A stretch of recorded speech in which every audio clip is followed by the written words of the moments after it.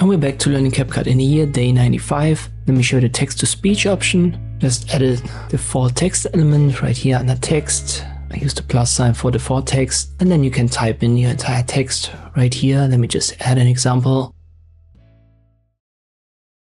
You can add an entire text and let it be read by an AI voice, something like that maybe.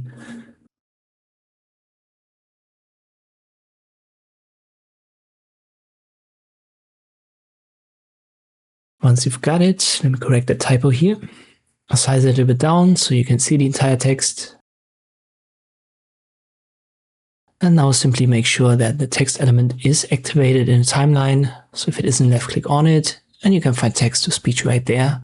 It's fairly easy to use. You can create custom voices, but for now we're going to stick to the ones that are inbuilt. And there are literally hundreds. Keep in mind some of them, all of these who have this diamond icon, these are pro voices.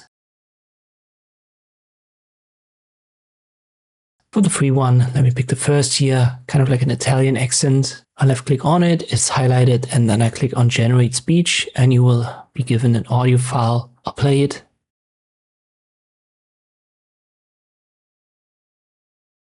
You can add an entire text here and let it be read by an AI voice in CapCut directly.